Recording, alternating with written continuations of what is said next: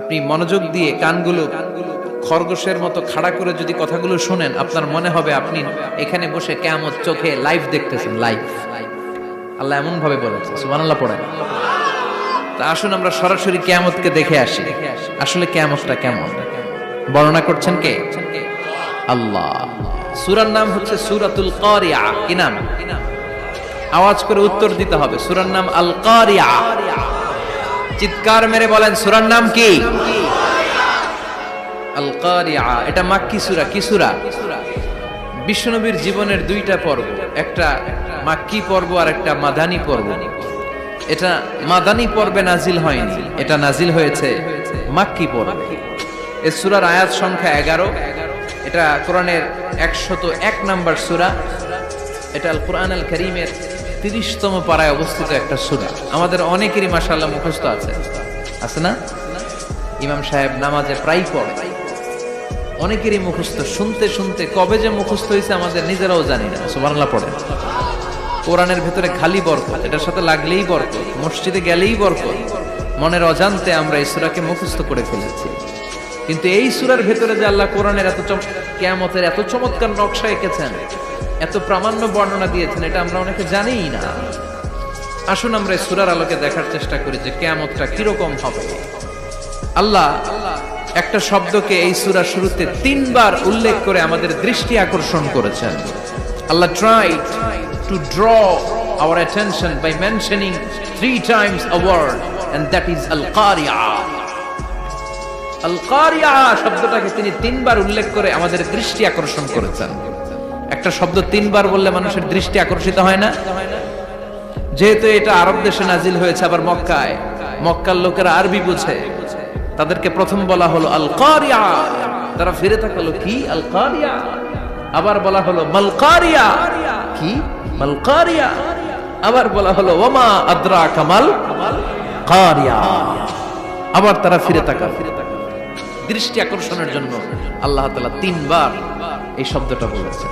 এজন্য এই শব্দের একটা সিগনিফিকেন্স, একটা গুরুত্ব, অর্থবহ একটা মানদণ্ড আছে না নাই? আল কারিয়া শব্দের অর্থ হচ্ছে বিকট আওয়াজ। আল কারিয়া মানে কি? কথা বলেন, আরো জোরে বলেন। বিকট আওয়াজ। এই বিকট আওয়াজটা তৈরি করার জন্য আল্লাহ তাআলা একজন ফেরেশতা তৈরি করেছেন, যার নাম হচ্ছে ইসরাফিল। নাম কি? আমাদের মধ্যে অনেকের নাম কিন্তু আমরা ইসরাফিল রাখি, তাই না? ইসরাফিল আছে না নাই? আজরাইল কিন্তু রাখে না, ডরে।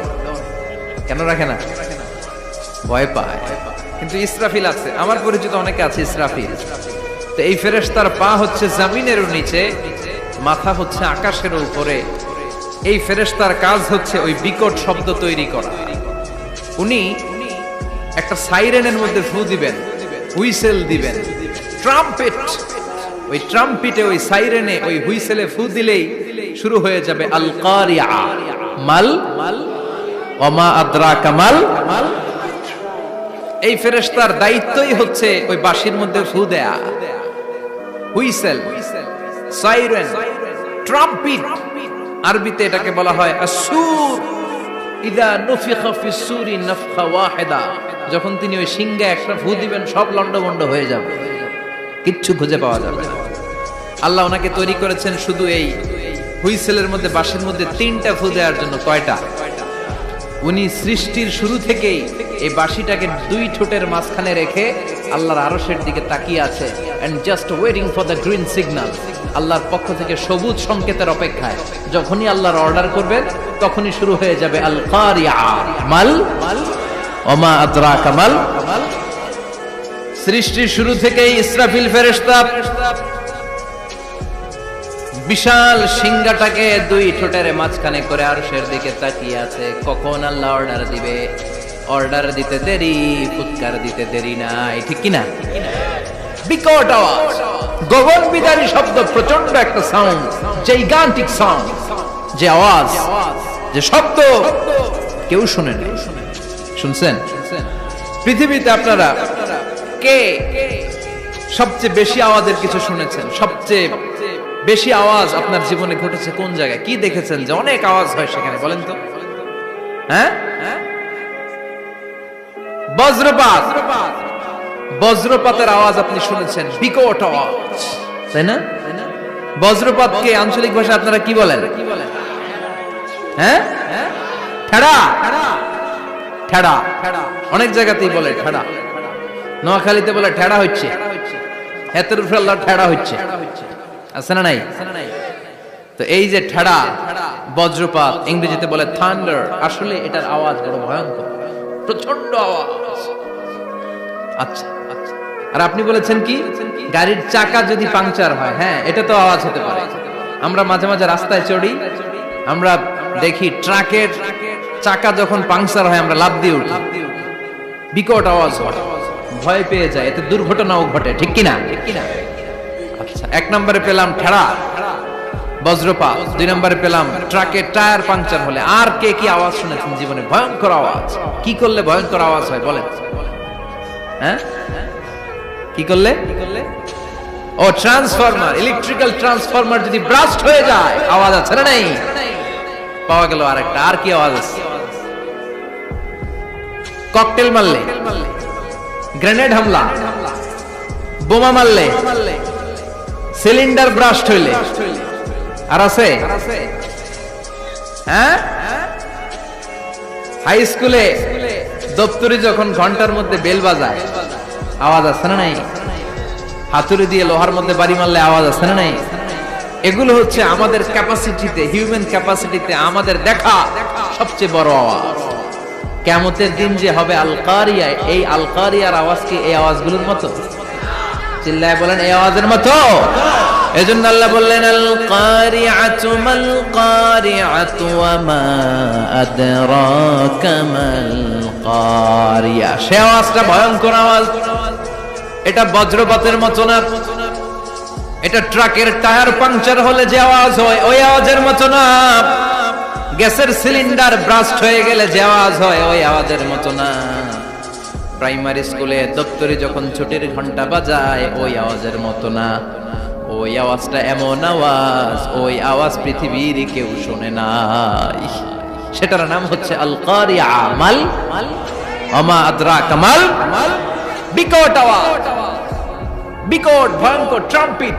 এই সাইরেনে ফু দেয়া হবে, প্রথম ফু দেওয়ার সাথে সাথেই লন্ডভন্ড হয়ে যাবে। এই ইসরাফিলকে তৈরি করা হয়েছে শুধুমাত্র কেবলমাত্র 3টা ফু দেওয়ার জন্য। চিল্লায় বলতে হবে কয়টা? এই ফেরেশতার আর কোনো কাজ নাই। তার আর কোনো কাজ আছে?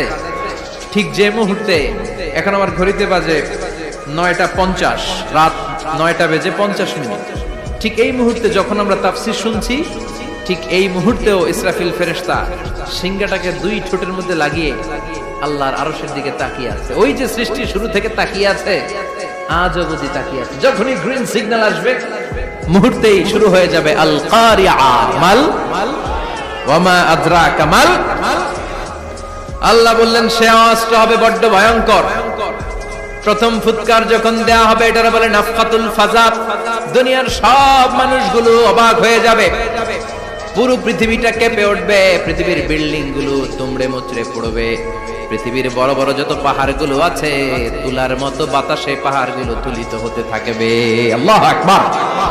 আল্লাহ বললেন ইয়াউমা ইয়াকুনুন নাসু কাল ফারাশিল মাবথুস ওয়া তাকুনুল জিবালু কাল আহিনিল মানফুশ। সেদিন মানুষগুলো বিক্ষিপ্ত পতঙ্গের মতো নিক্ষিপ্ত হবে যখন আল কারিয়া, এই বিকট আওয়াজটা হবে। শুনতেছেন? মনোযোগ আছে? কথা বুঝতে সমস্যা হচ্ছে না তো? 3টা ফুৎকার। কয়টা? প্রথম ফুৎকার দেওয়ার সাথে সাথে মানুষগুলো বিক্ষিপ্ত পতঙ্গের মতো নিক্ষিপ্ত হবে। এই যে আরামসে বসে আছি, তখন আর বসে থাকা যাবে না। কে ধাক্কা খেয়ে কই চলে যাব টেরই পাওয়া যাবে না। আমরা এই যে বসে আছি এর কারণ হচ্ছে গ্র্যাভিটেশনাল একটা ল আছে, পাওয়ার। এটার বাংলায় বলে মাধ্যাকর্ষণ শক্তি। কি শক্তি? কথা বলেন। কে আবিষ্কার করছে এটা? হ্যাঁ, কে? বিজ্ঞানের নিউটন, আইজাক নিউটন আবিষ্কার করেছে। আপেলকে সে নিচে পড়তে দেখে গবেষণা করে পেয়েছে গ্র্যাভিটেশনাল পাওয়ার। ওইটা থাকার কারণে পৃথিবীর সেন্টার সবকিছুকে নিচের দিকে টানে, নিজের দিকে টানে, ফলে আমরা বসে আছি। কিন্তু এই মাধ্যাকর্ষণ শক্তির বাইরে যদি আমরা আকাশে উঠে যাই, আর কিন্তু কোনো টানাটানি নাই, আপনি শূন্যে ভেসে থাকবেন।